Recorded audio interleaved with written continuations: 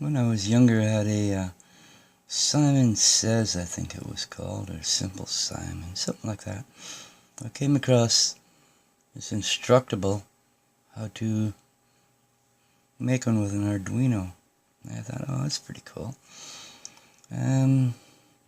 So this is it, really. They got the Arduino chip in here and a crystal power supply unit. Switches, LEDs. Anyway, let's fire it up, see what happens here. Yeah, it makes that annoying sound. And you press a button to follow the sequence that it's showing you. And when you make a mistake,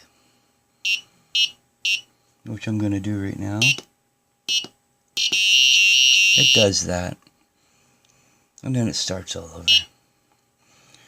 Anyway, that's what that looks like on a breadboard. And once I got that going, I thought, oh, let's get something else going here. So, I got an Arduino chip. I got a Arduino itself to program it. But before that, I put a bootloader on it with this little kit from Arduino in Canada here. I think it's in Saskatchewan. And yeah, it works pretty good. You just open the guy up. You put your chip in. One way or the other. Here we go. You just close it up. I added a USB port to it so I can just plug it into the USB. That puts a bootloader on it. And once it's on a bootloader, you take it out. I think that's just got the blink on it right now, so what the hell. Let's do it anyway. Let's see what happens here. Yeah, get a little power supply going.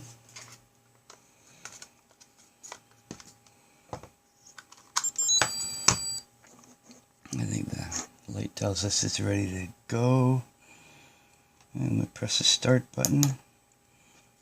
It says OK. And it's done. And that's how that goes. Bootloader's on it.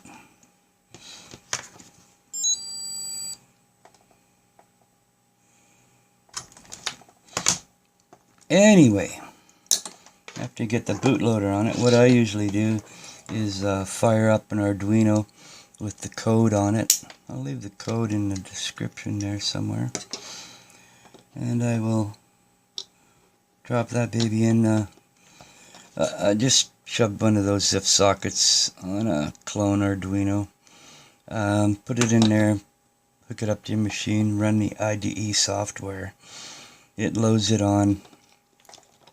And you can take it out easy enough. You know, some of the Arduinos just have the socket in there and you shove it in there, but it's, you know, kind of difficult for some people to get it in and out. Not me, but I thought, oh, I have one of these, so I'll just stick it on there.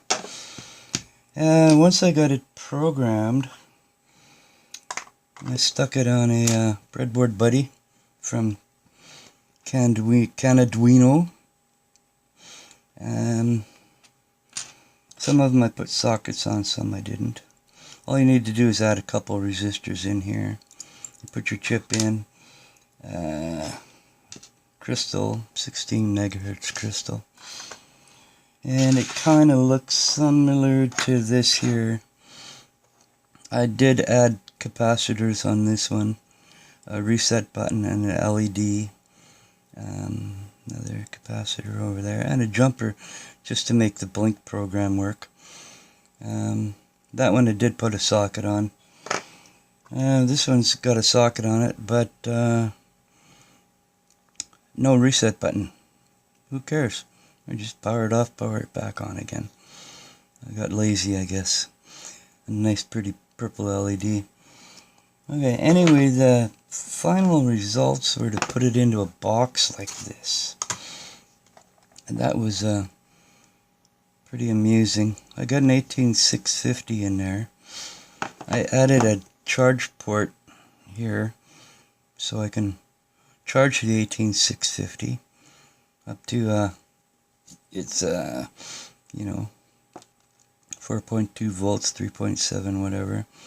And then the unit itself in there converts it to 5 volts to run the Arduino that's inside. It's kind of like that's in there somewhere underneath. I'm not going to pop it apart because it's quite a mess.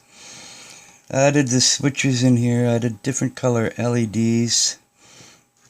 And when I get it going, oh, I put a little speaker in there too, a little buzzer piezo. So away that goes. Now it's all in a box, ready to go. And it's nice and quiet too, so I don't mind that. It's not too annoying.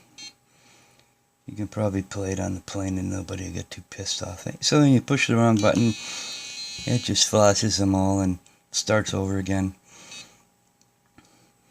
Anyway, that's how that goes. And with the charge port on there, you basically don't have to take this thing apart again anymore, ever. Anyway, I finally got around to stuffing that in a box this morning. Yeah, okay, fine. I'll pop it apart and you can see the mess. If I can. Oh yeah, pieces go flying. So there we go. We got the 18650 in there, one of the cheapies. Speaker, some the charge unit there, which I had to put Kapton tape on because this switch was kind of too big, and that kept powering it up as soon as I closed it. Anyway, I put the switch in the side, that fit fine. The speakers are sort of running around where it has room. This one only has the crystal in it. I didn't bother putting the capacitors in for it, or reset, or an LED or nothing. It runs the way it is. I mean, you know, just save time and slap it together. It's not mission critical. Let's see if I can get it back together again without it flying apart too bad. There we go. Does it work? Ho ho! So far so good. Let's see what happens now. Oh yeah. What? I don't think I broke it. Anyway, like I said, I'll leave the code in the description of where I got it on Instructables or whatever, and I didn't even see what was going on. I wasn't looking. I just pushed that one. Anyway, I hope you enjoyed that, and catch you later. Bye.